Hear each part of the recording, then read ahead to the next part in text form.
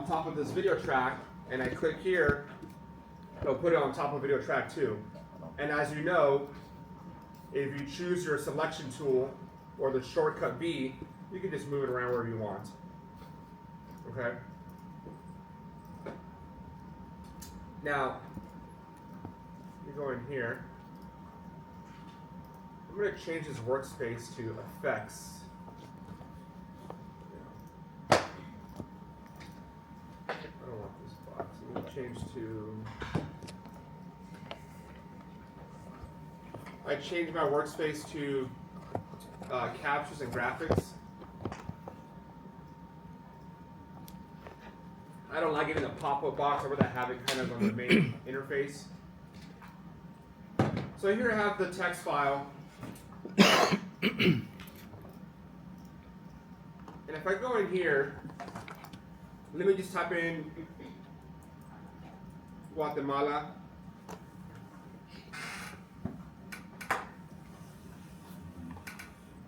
And if I select the title, where is it?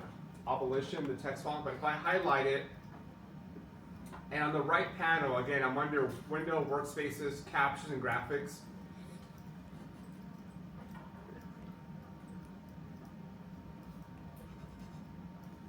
If I have it selected, highlighted, and if I go to this drop-down menu, it says Text, I'll close the parents just to make things cleaner. Under Text, here in the drop-down menu, you can start to kind of go through it. And notice if I highlight the text drop-down menu, if I leave it highlighted as well, I can go up and down with my arrows just to kind of get a feel for which one captures the tone or the style or the feel that you're going for. And those are really solid ones. I mean, I always find something that I like. I like the first one that you clicked. The very, very first one? That one just looked real perfect for that. The Abolition, I think it was? That one, you just passed it. That one? No, the one below. That one. Yeah, that one's nice. Yeah. Yeah, I agree. Can you change the color of the text? Yeah, yeah. So once you find something that you like, so we'll go to the one that you had mentioned.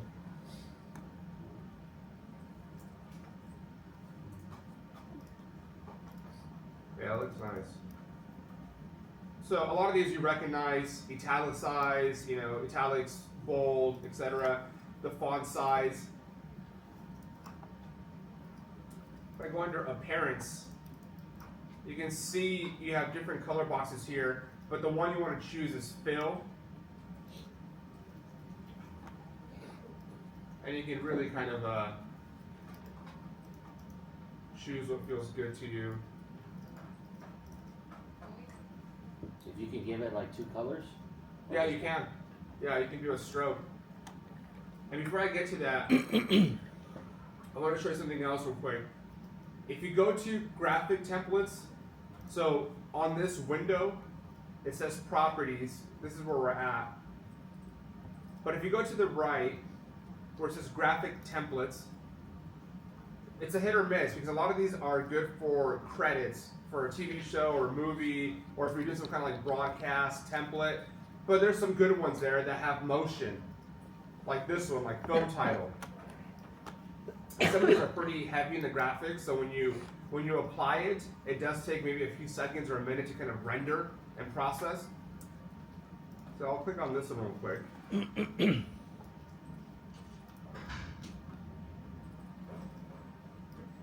I'll go here first. And some might feel appropriate or like it's a good style, some may not. And if you wanted to change the text there, you can just double click it and then change whatever, text, right, you want to put in there. But definitely consider looking in here because there's some decent ones that might fit what you're going for, or perhaps for another project. So a lot of these do have kind of lower thirds, like the way you would see the name of a person, like a reporter, an anchor, or in a documentary. But there's some good ones here.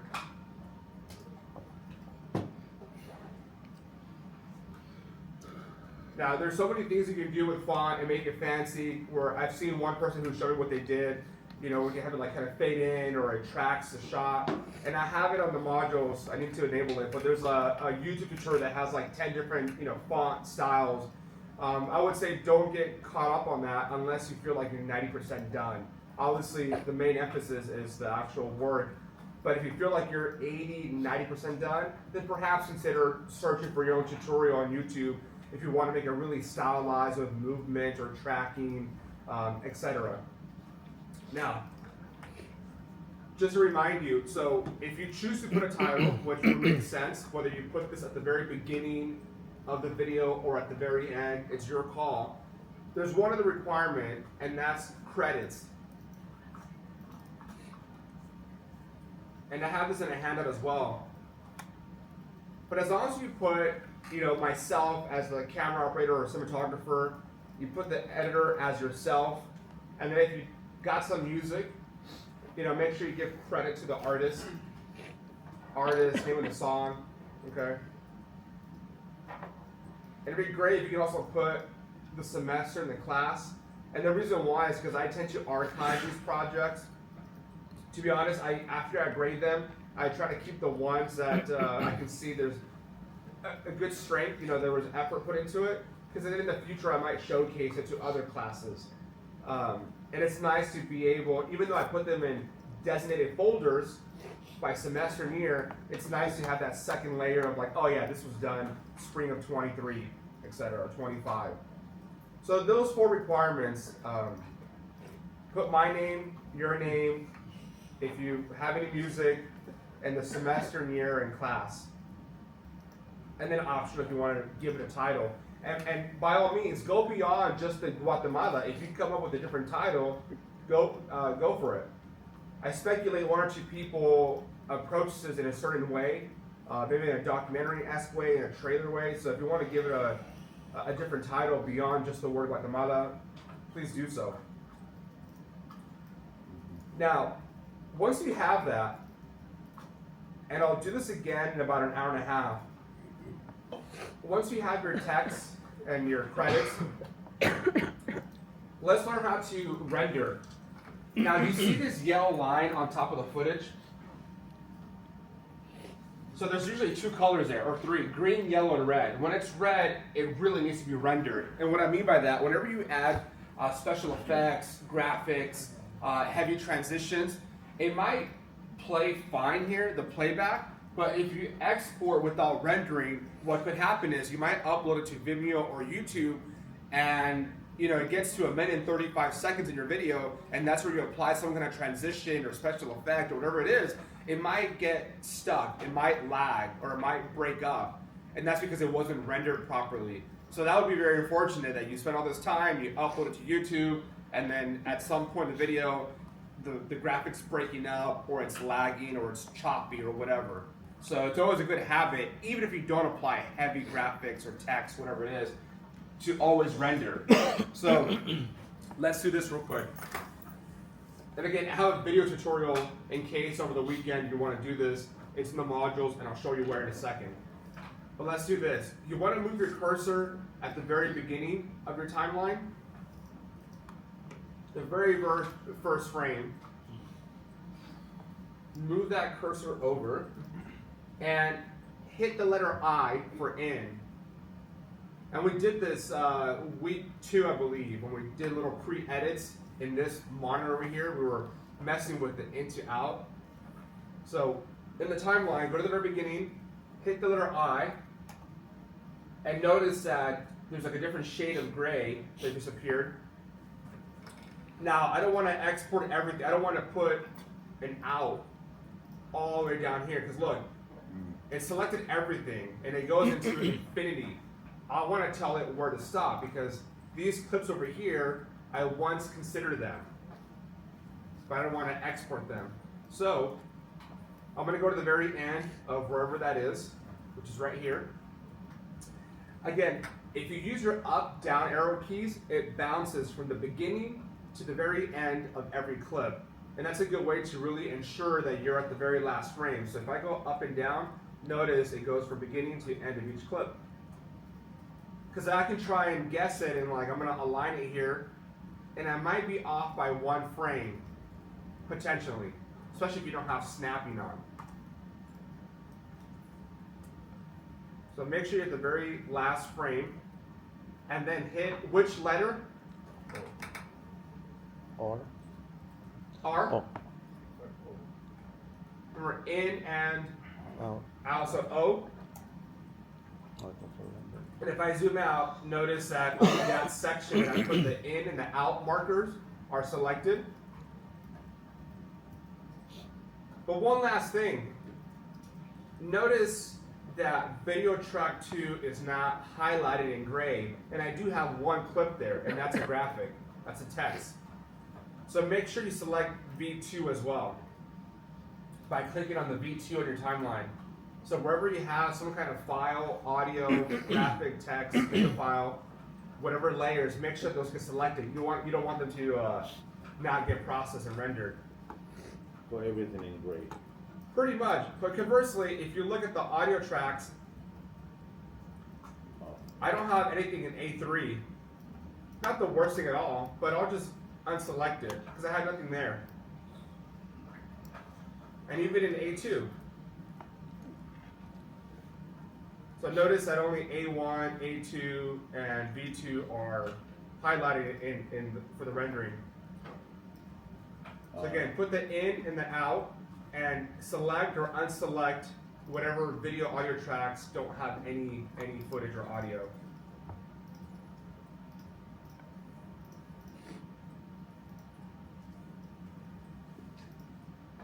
Now, once you've done that, if you go to the very top where it says sequence, at the very, very top left corner, next to file, edit, clip, go to sequence, and notice near the top, it says render effects, in, out, render into out, render selection. Go to the second one, render into out. And this can take 5 seconds or 2 minutes, it just depends how long your video is and what you've applied to it. You'll get this pop-up box. And then notice that the yellow starts converting to green if you look behind the pop-up box. What you actually want audio, is that ambient sound? Or, Yeah. so we can kill all the ambient sound by just unclicking that. No, I won't do that. No. But you say you want to mute it? Yeah. It wouldn't be. That's for the rendering. But in that case, we can close it and mute it. There we go. Now I want you to sequence render into out, and then don't forget the audio as well. So render audio.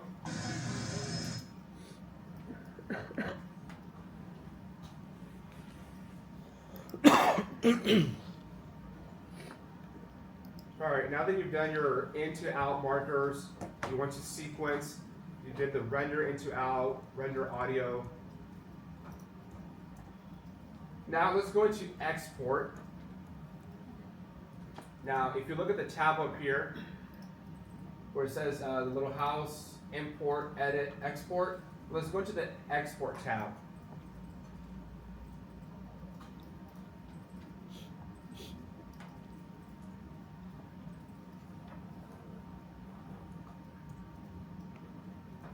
Now, a few things here, and this is part of your grading as well, is to properly name this. Do you think when you upload your project and when I download these, do you think I want to see what's the file name, main, SEQ?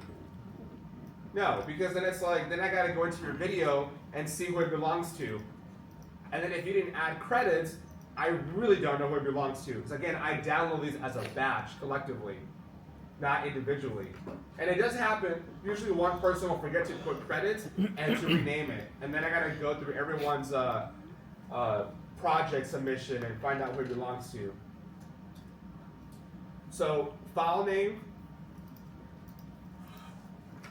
and there's a proper kind of label that I have in the sheet that I'll show you.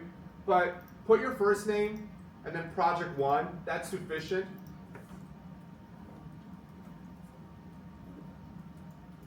I'll go to Alexis _ P1. That should be sufficient, but if you want to put another underscore, Guatemala. That can work as well.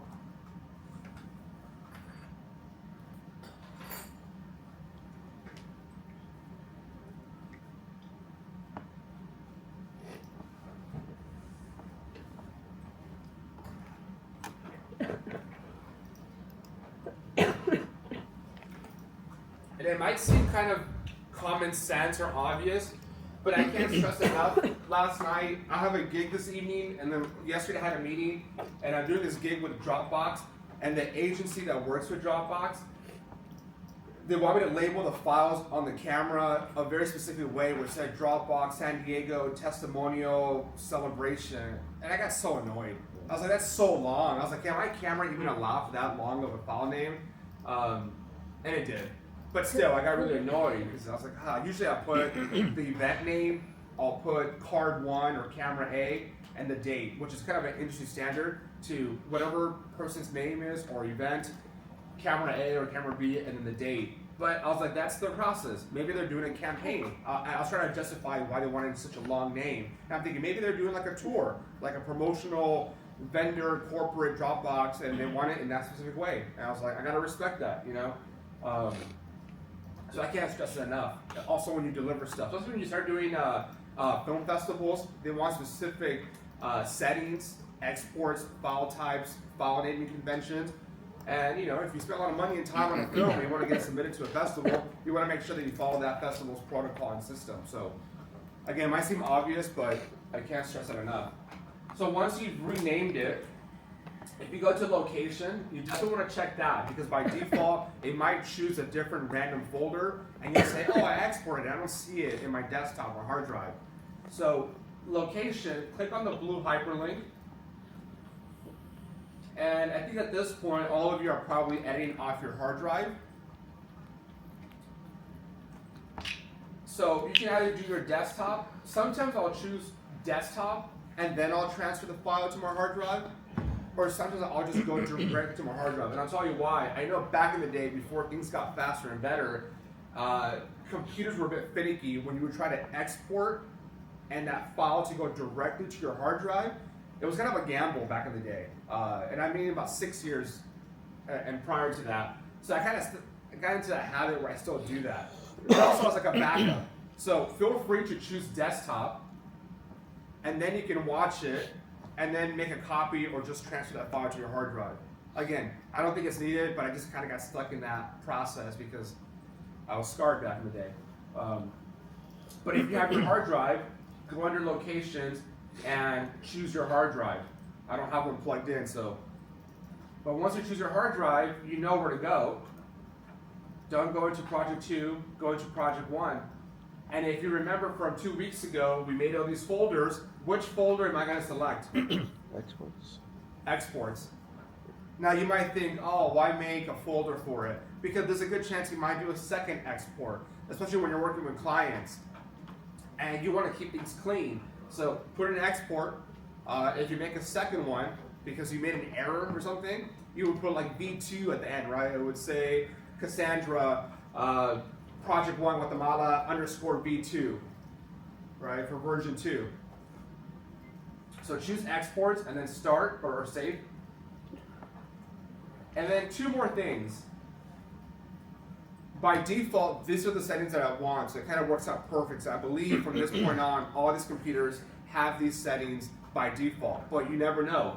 So under preset and format, make sure it says format H.264, and for preset that is selected match source adaptive high bitrate. And again, I'm going to show you, I have a video example and a paper document, so you can always refer to that, and I'll show you in a second where it's at. Now the reason why this is good is because match source adaptive high bitrate, it still compresses it, but it still retains really good quality, but it'll spit out a reasonable file size. Thankfully, we're not dealing with 4K or 6K, and even this footage, I think I told you, I even compressed it even further using Handbrake. I think the total file folder was like 70 gigs, and I think when you downloaded these 7 folders, it was like 5 gigs. You know, 70 gigs were taking a lot longer, and that's why I further compressed it. But anyway, when you choose high bitrate, there's also medium bitrate, spits out a very small file, but it still retains really good quality. Okay. Now, once you've chosen that, and I think it does it by default, there's a lot of information down here. Don't want to overwhelm you, but I'll say this. I just want you to be aware of two things. That preset that we chose as far as how we want to export it, the quality and the file type, if you look at the very bottom right corner of the interface, look where it says estimated file size. Can you tell me what the megabits is or gigabytes for my little project? I know it's small font, but who can read the bottom right corner where it says estimated file size? It's about 1.1 gigabyte. Yeah, it's about 1.1. So every 1,000 megabytes is 1 gigabyte. So it says 1,179. So yeah, 1.1, just under 1.2. Very small, right, in today's day and age. Very, very small. And that's good because that can upload in about 5 minutes or less, even with slow internet speed. And I can download it much faster. Times 24, I might end up having about 25, 30 gigabytes. And that can take about an hour or 2 hours. So should we keep it at a certain rate? No, just by choosing high bit rate, it should be Okay. fine. Yeah, as long as each project is under 3 gigs, 2 gigs, it's fine. So that's one thing I want you to be aware of. The other thing I want you to be aware of, because in the future, this is very common. In fact, the project I'm doing today, they want to do verticals, 1x1, widescreen, because of social media. If you look at here, where it says source, video, what dimensions do you see here? Where it says source. What are the dimensions? 1920 by 1080. Yeah, 1920 by 1080. And the source refers to what? What do you think the source refers to? Yeah, the video clips. You know, the stuff that I shot a long time ago. So we know it's 1080, and you recognize those last 4 digits because of YouTube, right? Something's in low quality, you click settings, you choose 4K or 1080, so you recognize those last 4 digits. Plus, TVs have it on the box, and etc. Now, the reason why I'm saying that is because you can have 1080p footage resolution, but you might want to export in 720. So if you look to the right, notice in bold it says output, meaning what you're going to export. In most cases, you want those dimensions to match. Do they match where it says video over here in output versus source video? Yes. They do match. Sometimes you shoot in 4K, but the client says, we want it in 1080, it's only going to Facebook. So over here, it might say 4,096 times 2160, the dimension 4K, but you might output in 1920 by 1080. So something just to quickly glance, but in this case, we want those numbers to match. But again, it's very common these days to shoot in 6K, 4K, but then you output in 1080p for social media, for faster processing, scrolling, etc. So it's just a nice thing to quickly glance, okay? So you rename your project, you told it where to save it, you make sure you're under H.264, that codec, and then you chose adaptive high bit rate or medium bit rate. And then you did a little glance down here to see, I wonder how big the file size will be.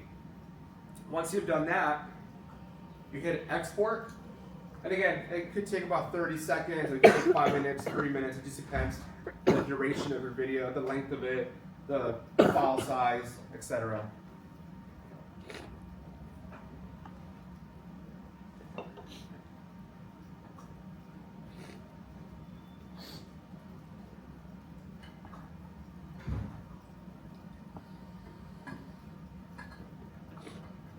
Now, while that's exporting, let's see if I can get out of here. If I go to course modules, notice I have a module that says handout exporting, and then I have further headings. If you look at the second half right here, there's one that says exporting. There's 2 files. The first one is just a 1-page PDF, and I'll show you real quick.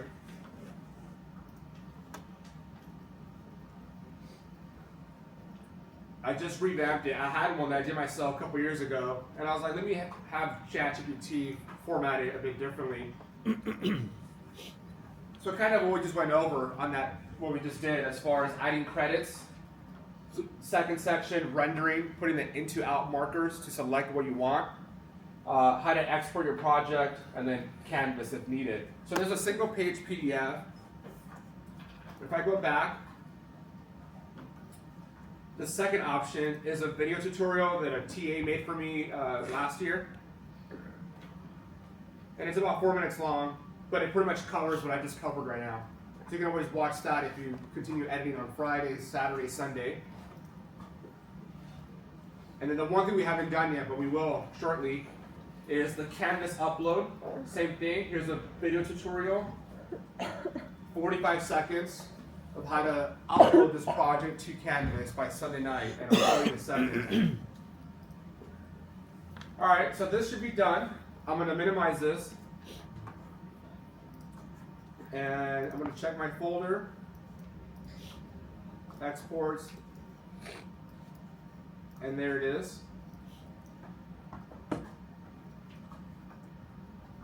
It had estimated 1.1 gigabytes, but it ended up being just under 700 megabytes.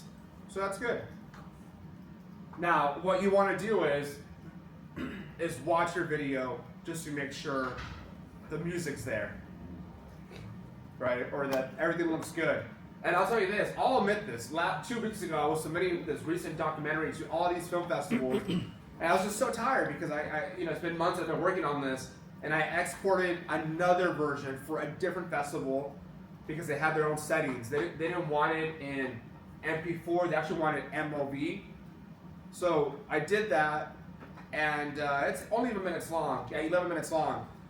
I was like, I should watch it. I know it's good, but I just exported a different format. But I was so lazy. I did watch it, but yeah, I wasn't very happy about it. I was tired, and that's the truth. So when you export it, whether it's today or Saturday morning or Saturday night, just watch it, because the last thing you want is for you to volunteer Monday morning, and then we show it, and then the music's not even there, or the text isn't there, or a graphic is choppy or lagging, whatever it is, and it's only probably 3 minutes long. So just watch it. So once you have that, let's go back over here. I'm going to go into assignments. And again, this is in the video within modules. So when you click on the assignment, notice on the top right, you see it says Start Assignment in blue. You want to go there.